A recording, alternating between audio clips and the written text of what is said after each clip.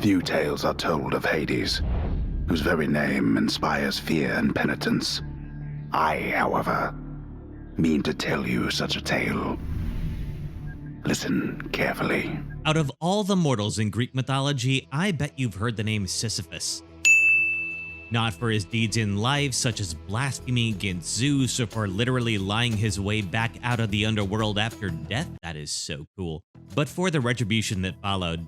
To punish him for his actions, Sisyphus was condemned by the gods to roll a huge boulder up a hill inside Tartarus, the lowest level of the underworld. When he reached the top, the boulder would careen back down to the bottom, and he would start again. The struggle of Sisyphus was not only eternal, it was futile, and that was the real punishment. No matter what actions he took, his boulder would always roll back to the beginning. Modern roguelites are best known for— okay, wait, I can feel some of you yelling at me in the comments already. The definition of roguelikes and roguelites has been thoroughly debated on the internet by the 5 people who care enough to argue over a consonant, but let's break it down. Rogue was an ASCII-based dungeon crawler, first appearing in 1980, when most personal computers could only display text. Levels were randomly generated, your character collected weapons and loot and fought letter-based monsters, growing stronger as your run continued. There was no saving mid-run, so dying erased all of your progress, and you started over at square one. Roguelikes were games built on these same design principles. While NetHack inspired imitators in the late 80s, and we even saw roguelike games from known properties like Pokemon and Final Fantasy,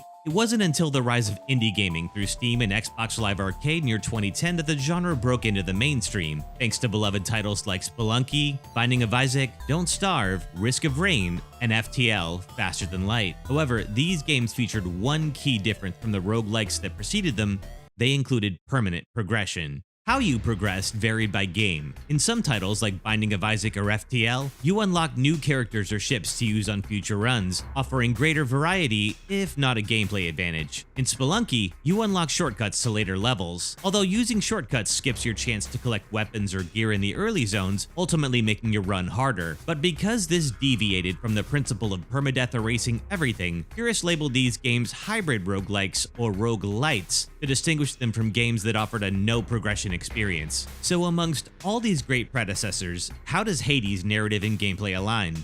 Hey Red, we're not gonna get away with this, are we? Hades released in 2018 by Supergiant Games, best known for their action RPG classics with gorgeous art design, clever narration, and hypnotic music like Transistor, Pyre, and their breakout debut, Bastion. And then he falls to his death. I'm just fooling. Hades' recent 1.0 release and the end of its tethering to the Epic Games Store exposed this roguelite, there, happy now, to a new wider audience. Spoilers here on in for the early game to the Pact of Punishment in Hades. If you'd rather go into Hades blind, my 3-word review is play this game. You are Prince Zagreus, the teenage son of Hades, the lord of the underworld, and you— goodbye, father— are leaving. For reasons we haven't learned yet, you are leaving the palace, packed full of colorful characters including mythological mainstays like Achilles, Thanatos, Nyx, your perpetually annoyed father Hades, and Hell's version of Clifford, and you are headed for the surface. And to get there, you've found 6 unlockable weapons within the palace to raise hell with, including a sword, a throwable spear, a bow, a shield, iron gloves, and a machine gun.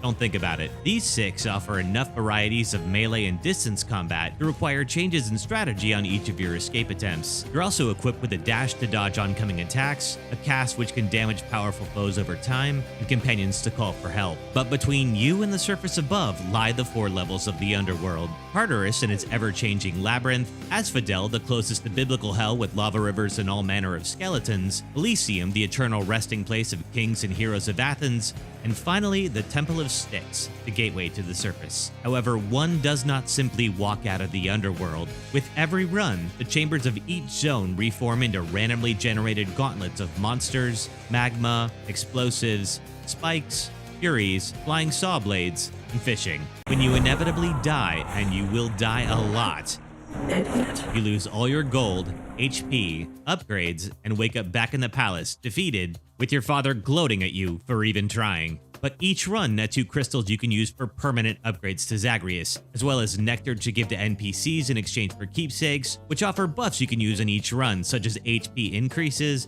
damage boosts, or the chance to defy death. The gods of Olympus have been tipped off to your escape attempt, and they bless you with various boons to use throughout your journey, depending on whose favor you court, from Zeus, Poseidon, Dionysus, Aphrodite, Athena, Hermes, and more. But it's these boons that provide the game's build variety, and Hades encourages you, the game, not your father, to be versatile instead of sticking to one favorite upgrade path. Most roguelites offer randomized weapons and upgrades for the player, but they require you to buy them with in-game currency, meaning players struggling through their runs may have to go without them. In Hades, many of the small arenas you fight in have 2 to 3 exits, displaying the promise of what the next room holds, including the symbol of a god whose boons might round out your build, the power-ups that boost your existing stats, the HP increases, gold, and more, and you pick your path forward, forcing interesting choices upon you, but still giving you the agency to design your optimal build.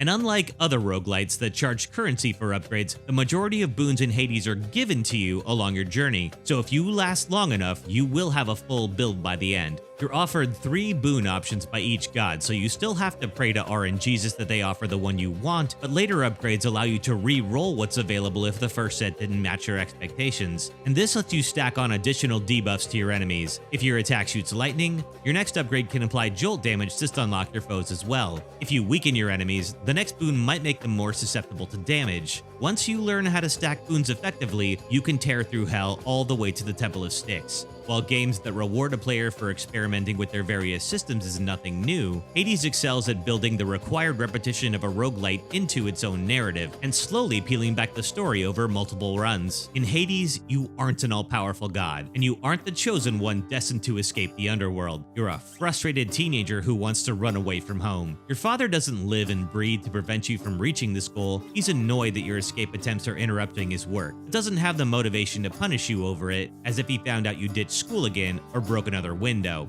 He knows you're going to keep trying to break out. He's hoping it will teach you a lesson. He's not concerned because you've never really applied yourself to anything in your pampered life. Why should this be any different? It's different because you recently learned that Nyx, the goddess of night who raised you all your life, is not your real mother. Persephone, the goddess of spring, had previously reigned as Hades' queen in the underworld, and shortly after you were born, she left him for reasons unknown, making her way out of the Temple of Styx and onward to the surface, leaving Hades lonely, bitter, and ready to take out his frustrations on the one who reminds him most of all of Persephone, you. And you are going to find her, if you have to fight through half of hell along the way. Each level concludes with you visiting Charon, the boatman of the river Styx, at his shop to purchase boons and upgrades before the culminating boss fight, including the Fury Sisters sent by Hades to stop you, the Bone Hider that guards the exit to Asphodel, and the warriors blocking your path in Elysium. Should you fall in battle, you upgrade your skills and try again. Like Sisyphus pushing the boulder, Your Highness. you are completing the same exercise each time, but your skill in becoming a better bat out of hell is what keeps each run unique. Most roguelites aim to keep each run just different enough to keep you on your toes, but similar enough that your skills could improve over time. So if you enjoy what Hades brings to the formula, you might enjoy another game that came before it.